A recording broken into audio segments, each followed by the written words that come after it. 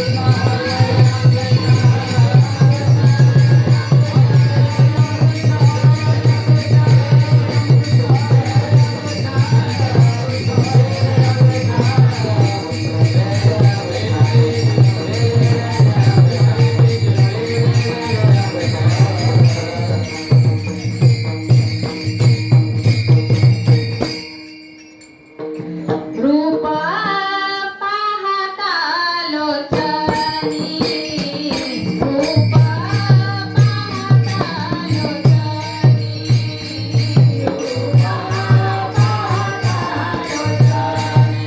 रूप पाहता लोचनी रूप पाहता लोचनी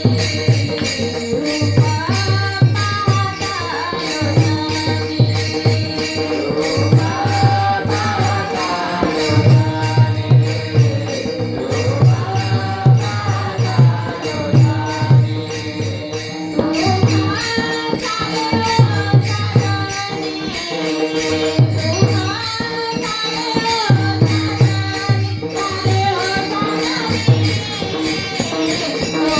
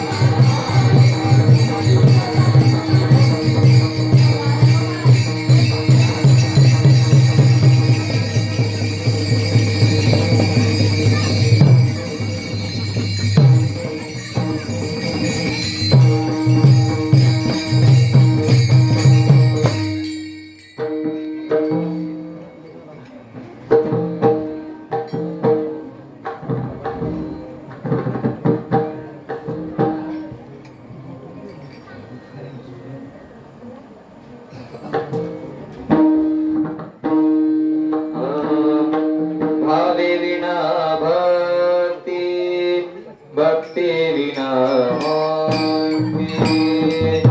भावे विना भक्ति, भक्ति विना मुक्ति। भावे विना भक्ति, भक्ति विना मुक्ति। भावे विना भक्ति, भक्ति विना मुक्ति। भावे विना भक्ति, भक्ति विना मुक्ति। भावे विना भक्ति, भक्ति विना मुक्ति।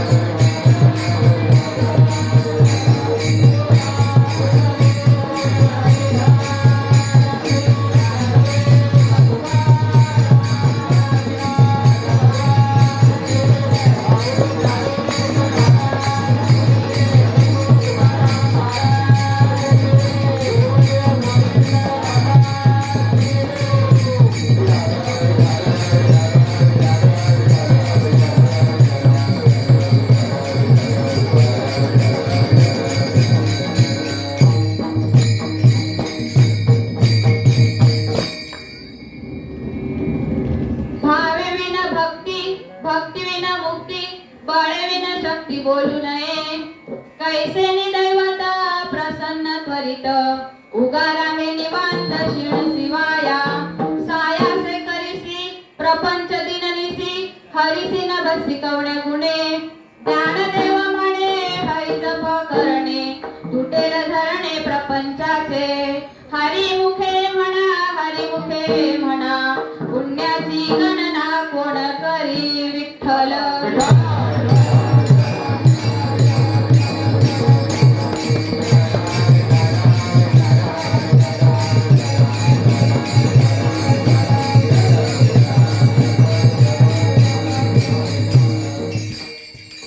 ओम नमो दियात्या वेद प्रतिपाद्या. जय जय स्वं संवेद्यात्मरूपा. देवा तुझी गणेशो, सकलार्थमती प्रकाशो. म्हणे निवृत्ती दासू अवधारी जोजी. महायोग पीठे तटे भीमरथ्या, वरं पुंडरीकाय धातुं मुनीन्द्रे. समागत्य तिष्ठं तमानन्दकन्दं, परब्रह्मलिङ्गं भजे पाण्डुरङ्गं. पांडुरंगा करू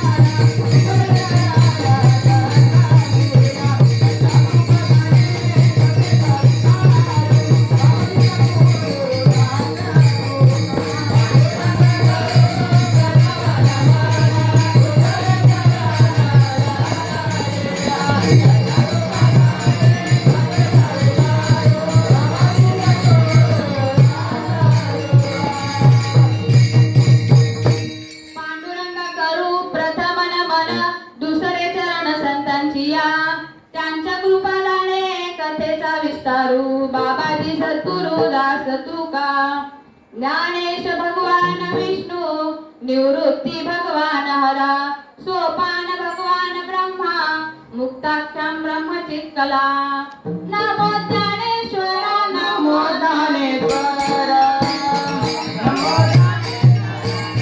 ज्ञानेश्वरा नमो ज्ञानेश्वरा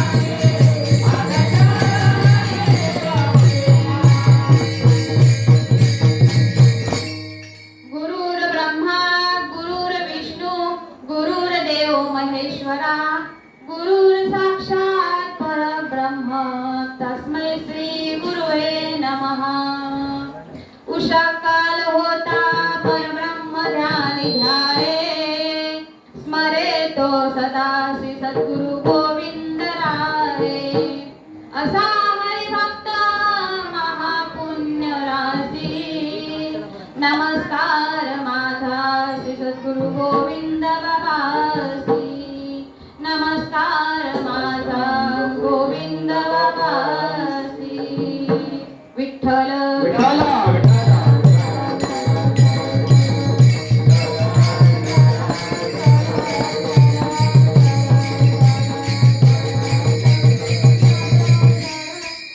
भावे विना भक्ती भक्ती विना मुक्ती बळ विना शक्ती बोलू नये हरिमुखे म्हणा पुण्याची गणना कोण करी प्रस्तुत प्राप्त प्रसंगी प्राप्त स्थळी कीर्तन रूपी सेवेकरता निवडलेला अभंग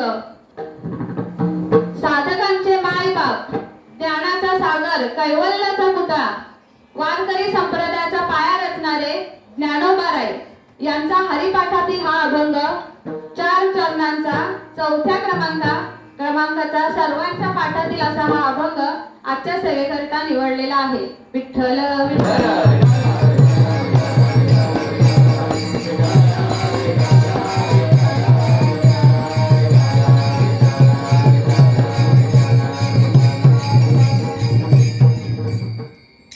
परमेश्वराविषयी आपल्या अंतःकरणात जर शुद्ध भाव असेल श्रद्धा असेल तरच आपली भक्ती देवापर्यंत पोहोचू शकते जर आपल्या अंतःकरणात देवाविषयी जर भाव नसेल तर आपल्याला मुक्ती मिळणार नाही आपल्या अंगात जर बळच नाही तर आपण शक्तीविषयी उगाच वायफळ बडबड करून उपयोग नाही देवाविषयी जर आपल्या अंतःकरणात जर निष्ठा नसेल तर देव आपल्याला कसा बरं प्रसन्न होईल आपण रात्रंदिवस या प्रापंचिक संसारासाठी झटत असतो कष्ट करत असतो परंतु देवाचं नाव घ्यायला आपल्याला सांगितलं की आपल्याला लगेच झोप येते कंटाळा येतो म्हणून ज्ञानेश्वर माऊली शेवटच्या चरणात सांगतात की तुम्ही देवाचं नाव घ्या देवाचं नामस्मरण करा की जेणेकरून तुमचं संसार बंधन तुटून जाईल आणि एकदा का संसार बंधन तुटलं की तुम्ही या जीव मृत्यूच्या फेऱ्यातून मुक्त व्हाल हा या अभंगाचा सरळ सरळ भावार्थ विठ्ठल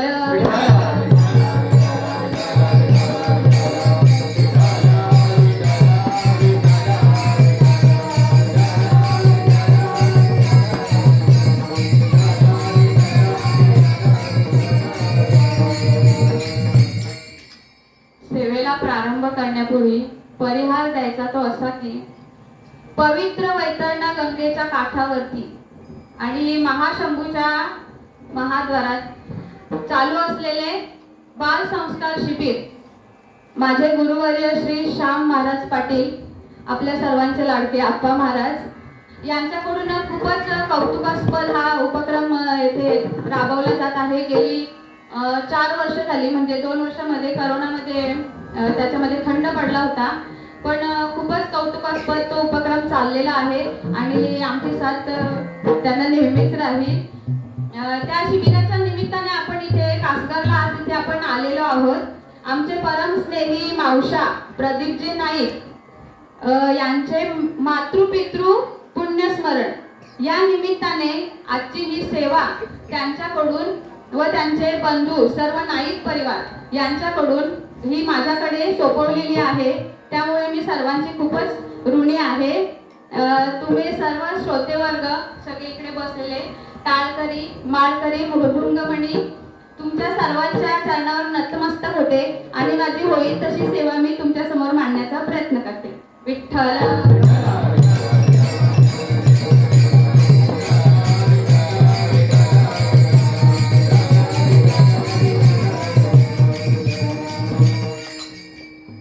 बघा, ज्ञानेश्वर माऊली आपल्याला या अभंगातून भक्तीचं महात्म्य वर्णन करत आहेत.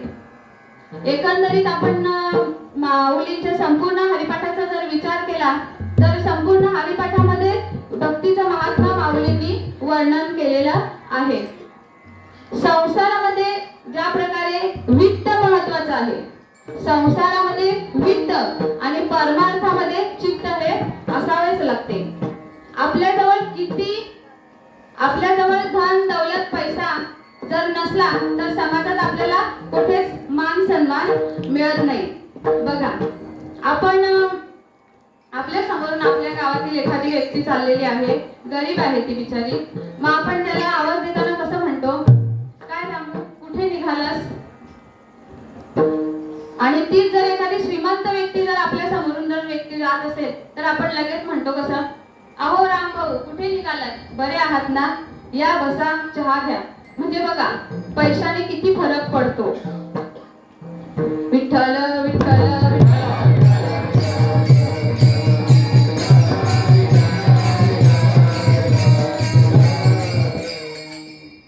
गरीब माणसांची कामे सहजतेने होत नाहीत. बघा, आपल्याला साधा उत्पन्नाचा दाखला काढायचा असला तरी आपल्याला तालुक्याच्या ठिकाणी नाही कमीत कमी 4 फेऱ्या तरी माराव्या लागतात. पहिल्या फेरीला आपण जेव्हा जातो तेव्हा दाखल्याचा फॉर्म घेऊन येतो. दुसऱ्या फेरीला आपण बऱ्यापैकी सगळे कागदपत्रे जोडून तिथे कार्यालयात जातो आणि मग तिथे आपल्याला सांगितलं जातं की बाबा हा तुमचा एक कागद इथे कमी आहे किंवा ह्याची सही राहिलेली आहे. म्हणजे दुसरी फेरी पण आपली वाया जाते. मग तिसऱ्या फेरीला आपल्या बऱ्यापैकी तिथे तो फॉर्म सबमिट केला जातो आणि मग आपल्याला सांगितलं जातं की तुम्ही आता उद्या या किंवा सोमवारी या, तेव्हा तुमचा दाखला तुम्हाला मिळेल. पण तीच जर एखादी श्रीमंत व्यक्तीची गाडी तिथे कार्यालयासमोर जेव्हा उभी राहते तेव्हा तिथे कार्यालयाच्या बाहेर एक जो शिपाई असतो तो लगेच तहसीलदार साहेबांच्या केबिन मध्ये जातो आणि लगेच साहेबांना वर्दी देतो की साहेब विठू शेठ आले. हो चालेल, ठीक आहे, असू दे, मग काय काम आहे पहा त्यांचं. तोपर्यंत साहेब ऑफिस मध्ये पोहोचलेले असतात. कोण? विठू शेठ. मग त्यांची बसायची व्यवस्था, चहा पाण्याची व्यवस्था केली जाते आणि 15-20 मिनिटात फार फार तर अर्ध्या तासात त्यांना उत्पन्नाचा दाखला दिला जातो. म्हणजे त्यांची चहा पाण्याची सोय पण होते आणि लगेच त्यांना दाखला पण मिळतो. पण आपण इकडे त्या दाखल्यासाठी किती फेऱ्या मारल्या? 4 फेऱ्या मारल्या आणि त्यात पण आपण सांगतो साहेब करा ना, माझ्या मुलाच्या शिक्षणासाठी मला दाखला महत्वाचा आहे, अर्जंट आहे, जरा लवकर द्या, हे घ्या चला 500 रुपये. म्हणजे आपण त्यांना चहा पाणी देतो. म्हणजे गरिबांची कामं सहजतेने होतात का? म्हणजे नाही. म्हणजे संसारामध्ये वित्त किती महत्वाचं आहे. तुकाराम महाराजांनी सुद्धा एके ठिकाणी सांगितलेलं आहे.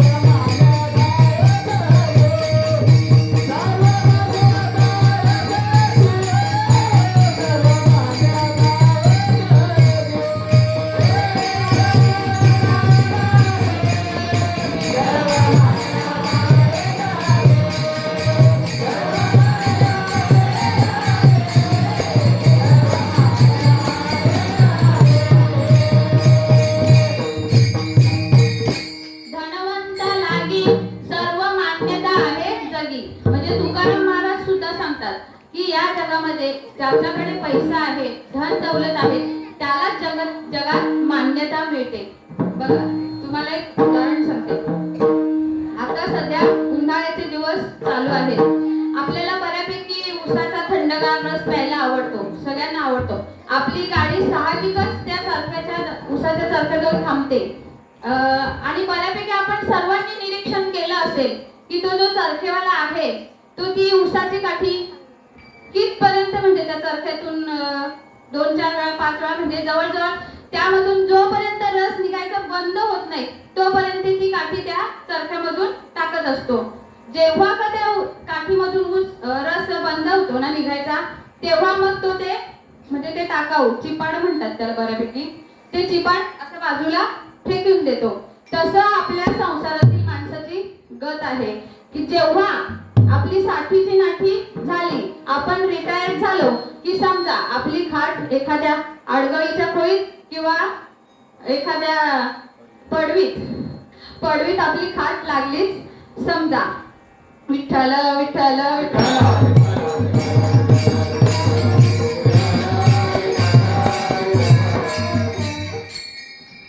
ज्याच्या जीवावर आपण हे आपल्याला आयुष्य मिळतं, ज्याच्या जीवावर आपण हा संसार स्वतःचा उभा करतो आणि त्याच बाबाला आपण एक दिवस म्हणतो, बाबा गबसरा, तुला काही कळत नाही. म्हणजे बघा, मी तुम्हाला एक सांगते, लक्षात ठेवा. परमार्थ करताना पापाला आणि संसार करताना बापाला घाबरलंच पाहिजे. विठ्ठल विठ्ठल.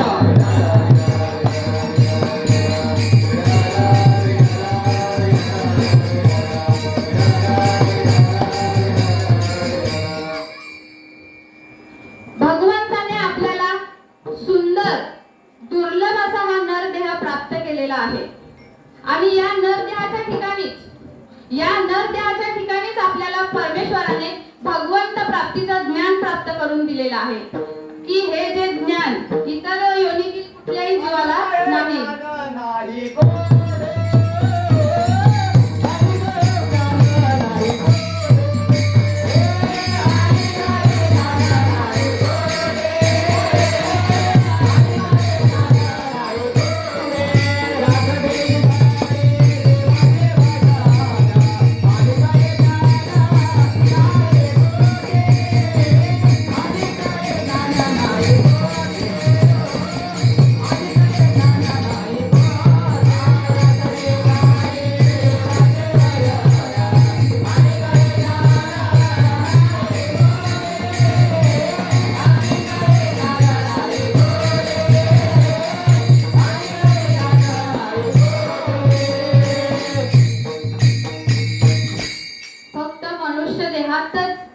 भगवंताने आपल्याला हे ज्ञान प्राप्त करून दिलेलं आहे. इतर जीवांना हे ज्ञान प्राप्त केलेलं नाही, त्याच्यामुळे त्यांना मोक्ष प्राप्त होऊ शकत नाही. विठ्ठल विठ्ठल.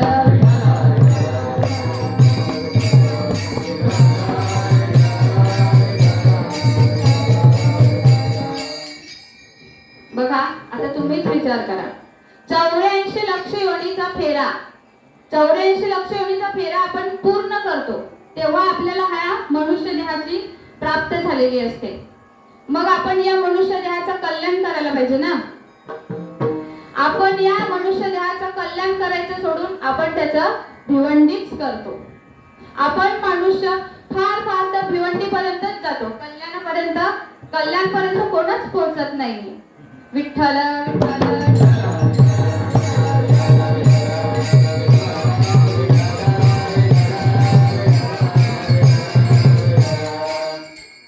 ज्ञानेश्वर माऊली आपल्याला सांगतात की आपण संसारामध्ये राहून फक्त आपला चरितार्थ चालवण्यापुरती संसार केला पाहिजे. इतर वेळेस आपण देवाचं नाव घेतलं पाहिजे, देवाचं भजन घेतलं पाहिजे. भगवान श्रीकृष्ण आपल्याला गीतेमधून सांगतात की भक्ती ही साधना सर्वात सुलभ आहे. भक्ती ही साधना करून आपण देवापर्यंत पोहोचू शकतो. त्यासाठी आपल्याला कुठेही इतर वनात किंवा हिमालयात जायची गरज नाही.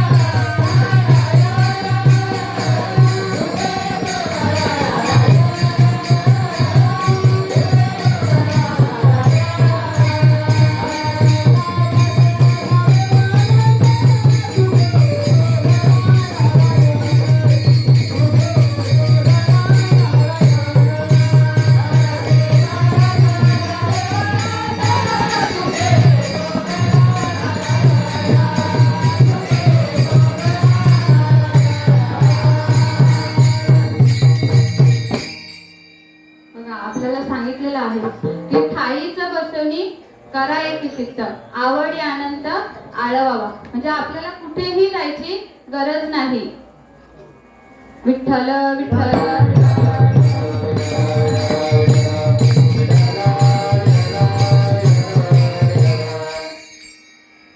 पूर्वीचे राजे ऋषीमुनी जप तप कर्मकांड व यज्ञ या साधनांद्वारे देवाला प्राप्त करत असत. पण आपल्या मनुष्य देहासाठी ह्या साधना खूपच क्लेशदायी आहे. आपल्या शरीरासाठी क्लेशदायी आहे. म्हणून भक्ती ही साधना खूपच सुलभ आणि सोपी माऊलींनी आपल्याला सांगितलेली आहे. आपण देवाची भक्ती केली पाहिजे नित्यनेमाने. या संसारामध्ये राहून नित्यनेमाने भजन पठण पूजन देवाचे केले पाहिजे. देवाची भक्ती केली पाहिजे. आणि अशी ही भक्ती कशी असावी हे अभंगाच्या पहिल्या चरणात माऊली सांगतात. भक्ती भक्ती विना मुक्ती.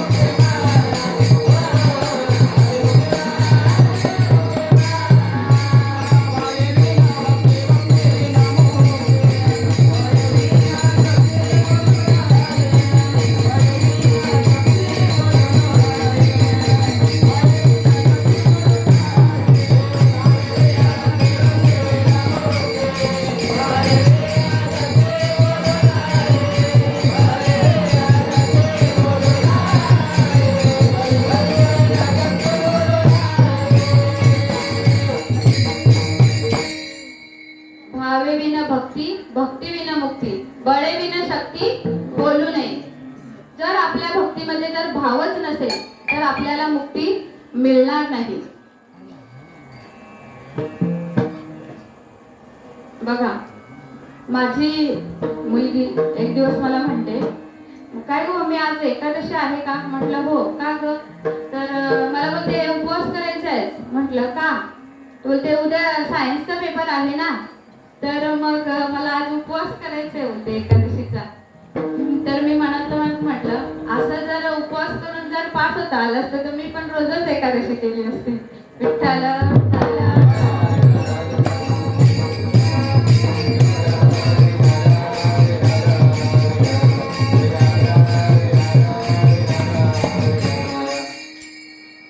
भाव तैसे फळ न चले देवापाशी बळ. तुकाराम महाराज म्हणतात की आपला जसा भाव असेल, आपली जशी भक्ती असेल, आपली जशी श्रद्धा असेल, तसाच आपल्याला फळ प्राप्त होतं. मनी नाही भाव आणि देवा मला पाव, देवा मला पाव, देवा मला पाव. मग देव आपल्याला काय देतो? फक्त पाव. मग नुसत्या पावाने चालेल का आपल्याला? जर वडा नसला तर आपल्याला पाव खायला आवडेल का?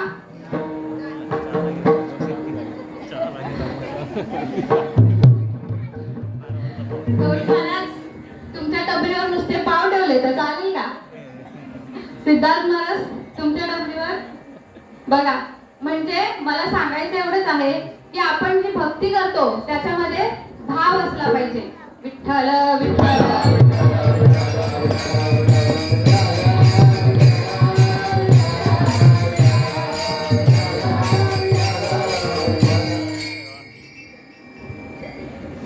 आपल्या समाजामध्ये आपण बरेचसे अशी लोक पाहतो की जे सर्वांगाला भस्म लावलेलं असतं, गळ्यामध्ये मोठ्या टपोऱ्या मण्यांच्या माळा घातलेल्या असतात आणि भगवी वस्त्र परिधान केलेले असते आणि आपण त्यांना साधू म्हणतो. पण खरंच त्यांना देव प्राप्त झालेला असतो का? तर नाही. त्यांनी आपला चरितार्थ चालवण्यासाठी ते सोंग घेतलेलं असतं. आपण त्यांना बऱ्यापैकी आम्ही साधू झालो मनाची.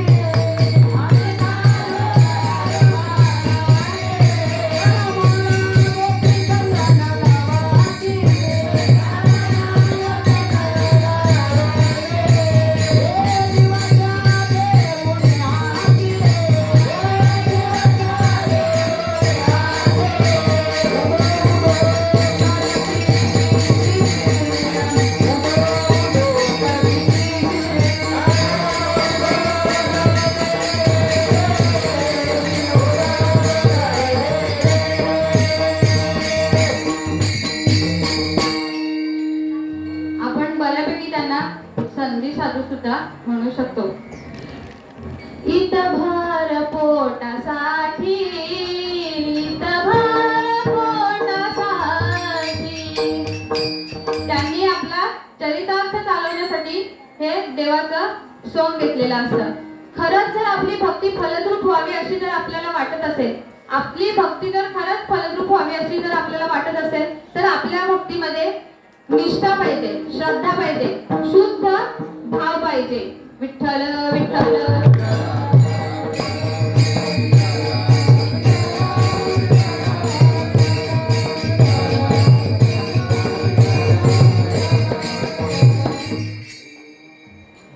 प्रेमाविना भजन, नाकाविना मोती, अर्था वाचुनी पोथी, वाचुनी काय. बघा, आपण जर भगवंताचं भजन गात असू आणि त्या भजनामध्ये जर प्रेम नसेल, भगवंताविषयी श्रद्धा नसेल त्या भजनामध्ये, तर ते भजन आपल्याला गोड वाटेल का? तर नाही.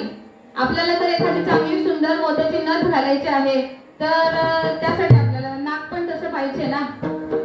आपण एखादी जर पोथी वाचायला घेतली आणि त्या पोथीचा जर आपल्याला अर्थच कळत नसेल तर ती पोथी वाचून काही उपयोग आहे का? तर नाही. आता बघा, आपण बऱ्यापैकी सगळे इथे शिकलेले आहेत आणि सगळ्यांना इंग्रजी भाषा येते ना? ABCD तरी येते ना? म्हणजे बऱ्यापैकी आपल्याला सर्वांना इंग्रजी लिहिता येतं, वाचता येतंय, पण त्याचा अर्थ आपल्याला कळतो का? म्हणजे बोटावर मोजण्या एवढे इथे असतील कदाचित की ज्यांना इंग्रजीचा अर्थ सुद्धा कळतो. आपलं इंग्रजी कुठपर्यंत? फक्त may I come in sir, India is my country, all Indians are my brother and sister, एवढंच. याच्या पुढे फारच जास्त जर आपल्याला इंग्रजी कळत असेल तर ते फक्त आय लाईक यू आणि आय मिस यू. बरोबर ना? विठ्ठल विठ्ठल.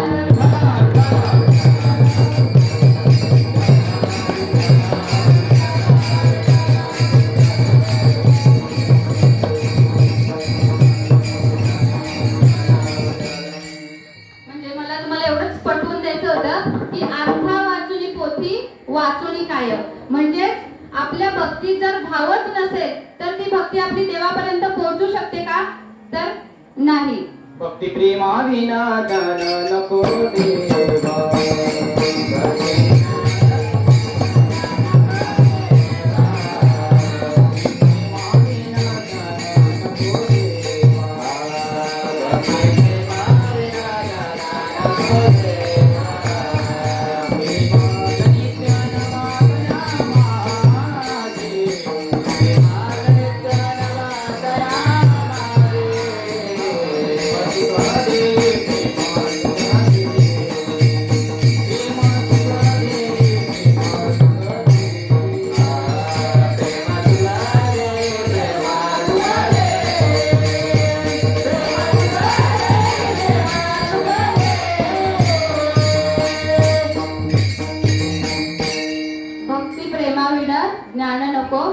देवा. जर आपल्या भक्तीमध्ये जर शुद्ध भाव नसेल, श्रद्धा नसेल, तर ती भक्ती आपली काहीच कामाची नाही. देवाला आपण शुद्ध भावाने पान, फूल, फळ आणि पाणी यापैकी काहीही तुम्ही देवाला अर्पण करा, पण ते कसं? शुद्ध भावाने, शुद्ध अंतकरणाने. देवाला ही अशी शुद्ध भाव महत्वाचा आहे. त्याला भक्ताचा शुद्ध भाव आवडतो आणि तुम्ही श्रद्धेने त्याला काहीही द्या, काहीही द्या, तो आवडीने त्याचा स्वीकार करतो.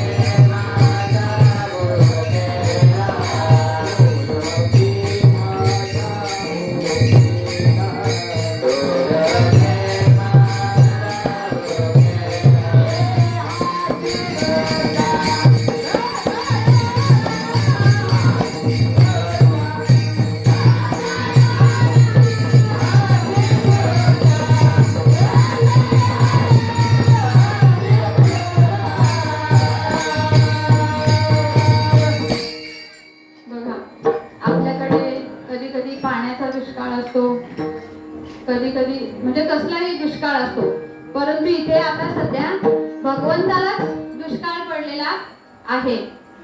बघा, तुम्ही नित्य नेमाने देवाचं भजन केलं पाहिजे, देवाचं नाव घेतलं पाहिजे, देवाची भक्ती भावाने केली पाहिजे.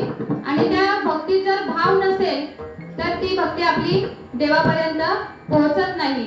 आणि हे पटवून देण्यासाठी माऊली आपल्याला सांगतात की बळे विना शक्ती बोलू नये. आपल्या अंगात जर शक्तीच नसेल तर आपण उगाच शक्तीविषयी भाषण पाडून जमतील का? नाही. आता बघा, आपण साहजिकच म्हणत असतो, एखादा माणूस खूपच पातळ आहे, सडपातळ आहे, तर आपण सहज असं म्हणत असतो की बघा ना किती बारीक आहे अंगाने, हवा येईल तर उडून जाईल, पण अंगात रग किती आहे त्याचे. आता उदाहरण द्यायचं झालं तर बघा, हा आमचा अजय कसा आहे आणि तो तिथून शुभमला दम देतो, इथं आलास तर उचलून आपटीन तुला. आता अजयने म्हणजे बघा, तुम्हाला कळलं ना मला काय सांगायचंय ते?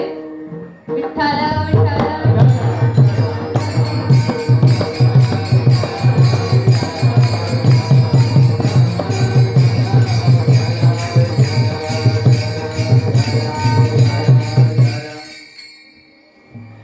माऊली आपल्याला एवढंच सांगतात की तुम्ही देवाची भक्ती करा. जर आपल्याकडे देवाची भक्ती नसेल तर आपल्याला मुक्ती मिळणार नाही. आणि देवाविषयी जर आपल्या मनात जर श्रद्धा नसेल तर देव आपल्याला कसा बरं प्रसन्न होईल, हे माऊली आपल्याला अभंगाच्या दुसऱ्या चरणात सांगतात.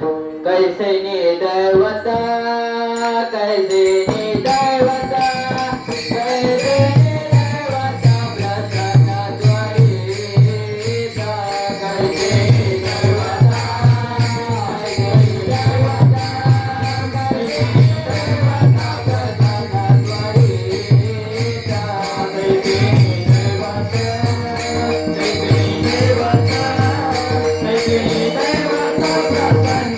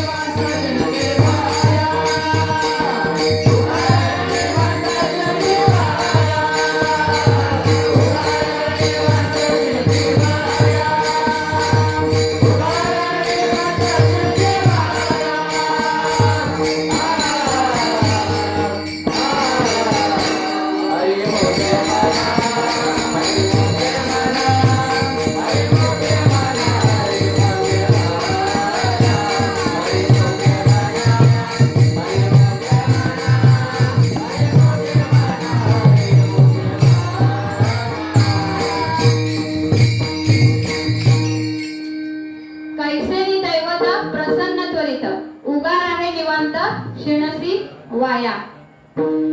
आपल्या समाजातील भाविकांचा बऱ्यापैकी असा समज असतो की आपण भक्ती मार्गाला लागलं, परमार्थ मार्गाला लागलं, गळ्यात तुळशीच्या माळा घातल्या, कपाळाला गंध लावला आणि धोतर घातलं, पंढरीच्या 3-4 वाऱ्या केल्या की आपल्याला देव प्रसन्न झाला पाहिजे. देवाने आपल्याला इच्छित फळ प्राप्त केले पाहिजे, देवाने आपल्यावर कृपा केली पाहिजे असा आपला समज असतो. पण अशा भक्ताच्या मार्गात बऱ्यापैकी देव अडथळे निर्माण करण्याचा प्रयत्न करतो की जेणेकरून हा संसार सोडून माझी भक्ती करेल, परमार्थ करेल. पण तसं आपण करत नाही. बघा, एखाद्या वर्षी जर पाऊस कमी पडला किंवा एखाद्या वर्षी पाऊस जास्त पडला तर आपण लगेच देवाला दोष देत असतो की म्हणजे देवाला आपण दोष देतो की देवा काय केलंस तू, हे माझं किती नुकसान झालं बरं, तू खूप पूर केलास यावर्षी, माझं पूर्ण भाताचं नुकसान झालं. आपण देवाला दोष देतो की एवढा पाऊस केलास, एवढा पूर केलास, आता मी यावर्षी तुझ्या वारीलाच येणार नाही. म्हणजे आपण देवाला दोष देत असतो. विठ्ठल विठ्ठल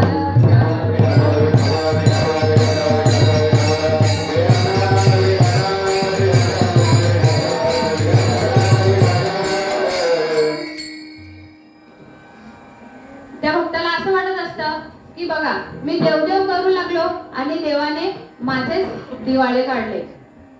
आपल्याला सर्वांना तुकाराम महाराजांचे चरित्र बऱ्यापैकी माहिती आहे.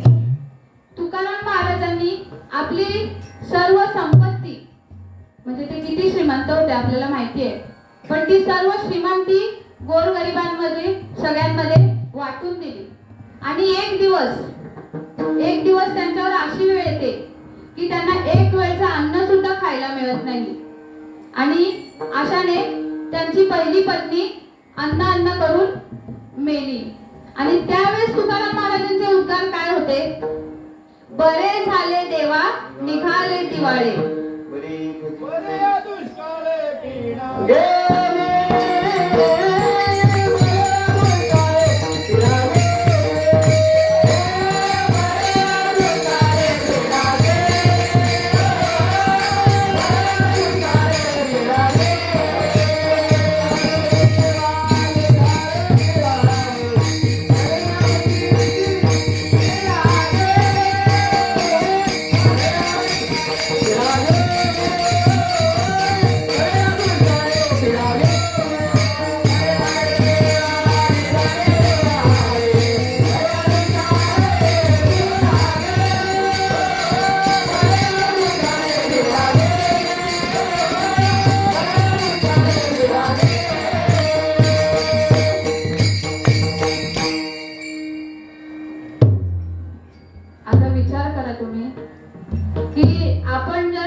महाराजांच्या जागी असतो आणि आपली पत्नी वारली, आपण काय केलंस देवा? बरी होती, चांगली होती, मला रोज जेवायला देत होती. म्हणजे इथे पण आपण देवाला थोडाफार दोष देत असतो. पण तुकाराम महाराजांनी काय म्हटलं? बरे झाले देवा, निघाले दिवाळे. म्हणजे बरं केलंस या दुष्काळामध्ये तू माझी पत्नी नेलीस, म्हणजे बरं केलंस असा. पण तुकाराम महाराज त्या स्थितीला प्राप्त झाले होते. हे जे त्यांचे उद्गार जे त्यांनी काढले त्या स्थितीला ते तुकाराम महाराज प्राप्त झाले होते. जन्मोनी संसारी झालो त्यांचा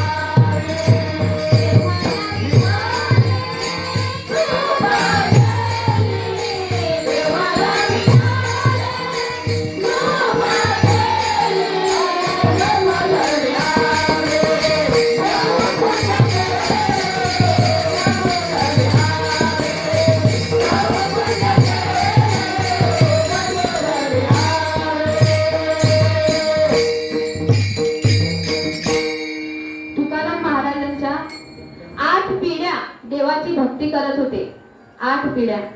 म्हणजे तुकाराम महाराजांना जवळजवळ 8 जन्म घ्यावे लागले, तेव्हा त्यांना देवाची प्राप्ती झाली, देव त्यांना मिळाला. आणि आपण पंढरपूरच्या 2 वाऱ्या करतो. किती? 2. आणि म्हणतो देवा माझ्यावर कृपा कर, देव आपल्याला भेटला पाहिजे, दिसला पाहिजे, अशी आपली इच्छा असते. विठ्ठल विठ्ठल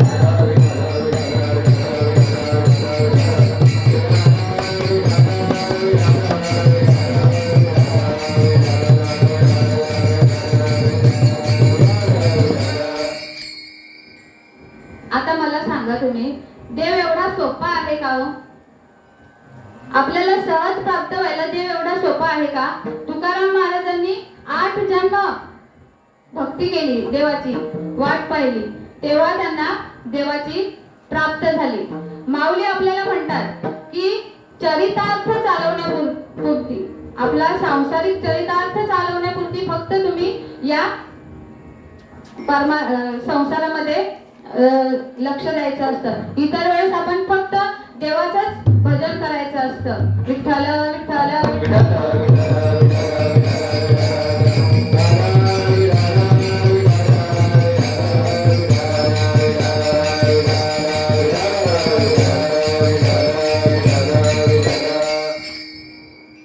जो मज होय अनन्य शरण, त्याचे निवारी मी जन्म मरण, या लागी शरणांगत शरण मीचे खूप. जो कोणी मला तनाने मनाने अनन्य शरण येईल, त्याचीच मी या जन्म मृत्यू मधून सुटका करेन, असे भगवंत स्वतः आपल्याला ग्वाही देत असतात. पण आपण तसं करतो का? तर नाही. आपण देवाची भक्ती करत नाही, पूजा करत नाही, त्याचं भजन करत नाही, त्याचं नाव घेत नाही, आणि या दुःखमय संसारामध्ये गुरफटून राहतो. अभंगाच्या 3ऱ्या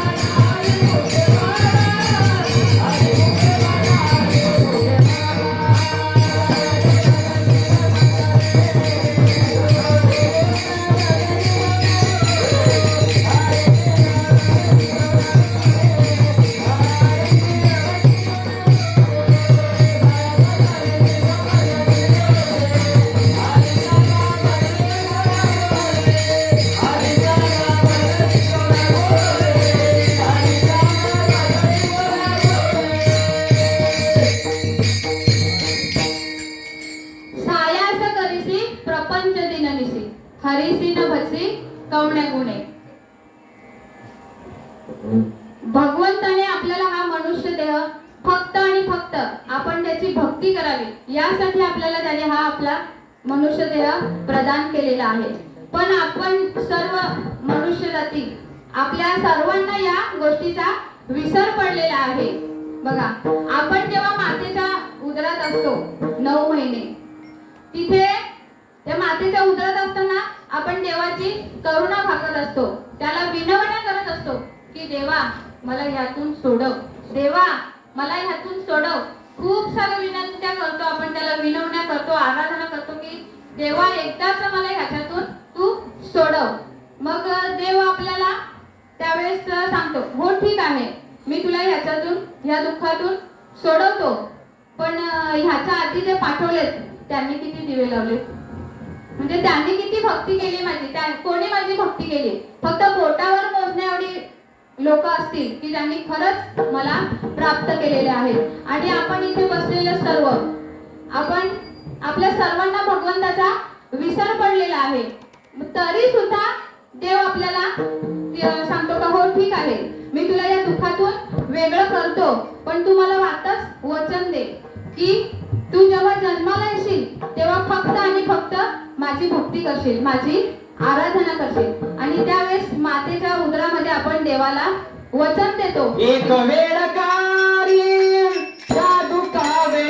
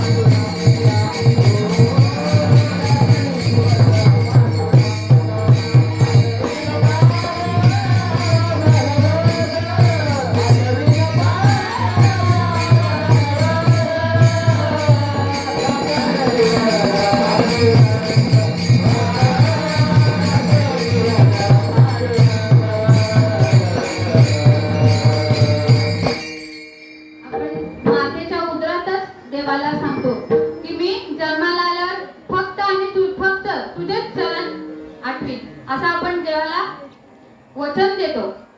आणि जेव्हा आपण जन्माला येतो, जेव्हा आपण मातेच्या उदरातून बाहेर पडतो, त्यावेळेस लगेच आपल्याला भगवंत विचारतो, काय रे माझं वचन तुला लक्षात आले ना?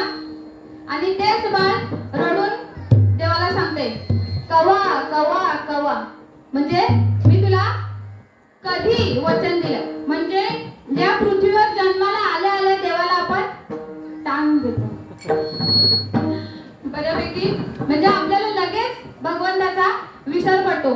बाळ जेव्हा जन्माला येते तेव्हा ते रडलं पाहिजे असं डॉक्टर आपल्याला सांगतात ना. म्हणजे जेव्हा बाळ जन्माला आल्याला रडलं म्हणजे ते बाळ नॉर्मल आहे. आणि आपल्याला सगळ्यांना किती आनंद होतो त्या गोष्टीचा की बाळ सुखरूप आहे म्हणून. पण ते देवाला म्हणजे किती कृतज्ञता आहे माणसाकडे बघा. जन्माला आल्या आल्या तो देवाला सांगतो की कवा कवा कवा, म्हणजे मी तुला कवा वचन दिलं असं. विठ्ठल विठ्ठल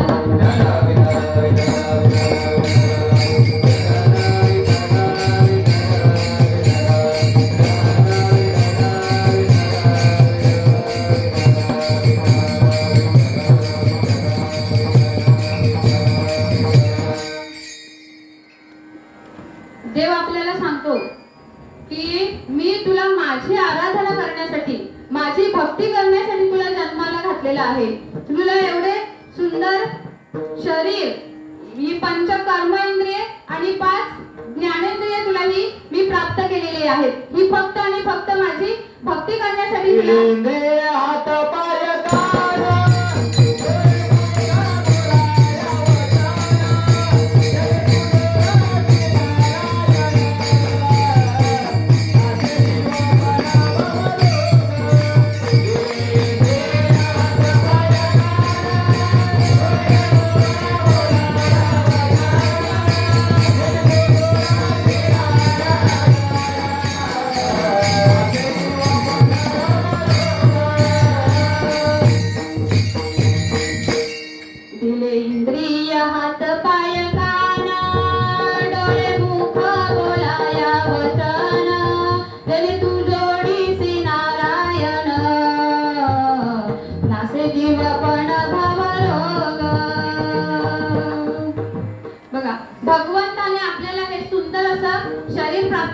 आहे, आपल्याला जे हे डोळे दिलेले आहेत, कान दिलेले आहेत, हे जे मुख दिलेलं आहे, ते कशासाठी दिलेलं आहे?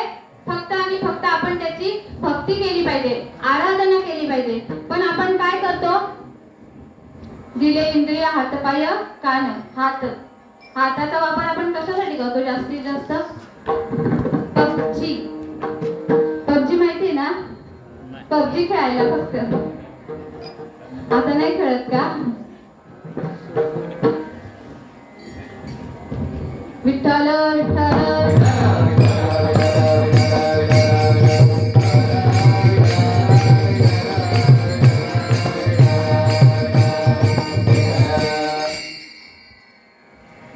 देवाची आराधना न करता, देवाची भक्ती न करता आपण या प्रपंचामध्ये अडकून पडलो आहोत, या संसारामध्ये आपण अडकून पडलो आहोत. रात्रंदिवस आपण आपल्या मुलाबाळांसाठी, आपल्या बायका पोरांसाठी झटत असतो.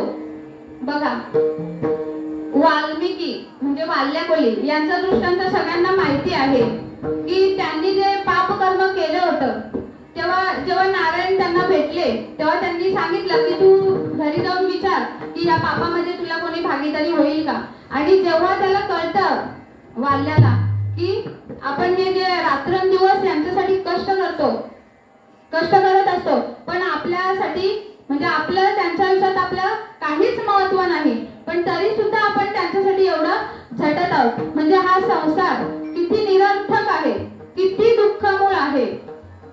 संसार दुःखमूळ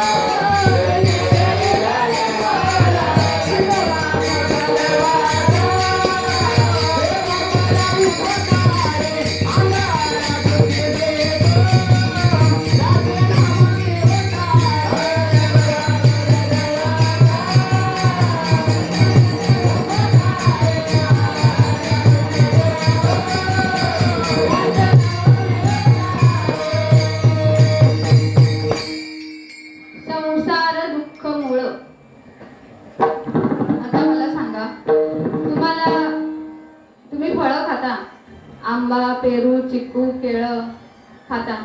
तुम्हाला आंबा खायचा आहे आणि तुम्ही चिक्कूची बी लावली तर तुम्हाला भविष्यात आंबा मिळेल का चिक्कू मिळेल? चिक्कू मिळेल ना. पण तुम्हाला काय खायचं आहे? मग आपण या संसारामध्ये काय शोधत असतो? सुख. पण त्याचं मूळच दुःख आहे. कळलं तुम्हाला मला काय सांगायचं आहे? की या संसाराचं मूळच दुःख आहे. तर मग आपल्याला याच्यातून सुखाची प्राप्ती होईल का? नाही. आपल्याला सुखाची प्राप्ती फक्त आणि फक्त परमेश्वराची भक्ती करून, त्याची प्राप्ती करूनच मिळते. विठ्ठल विठ्ठल.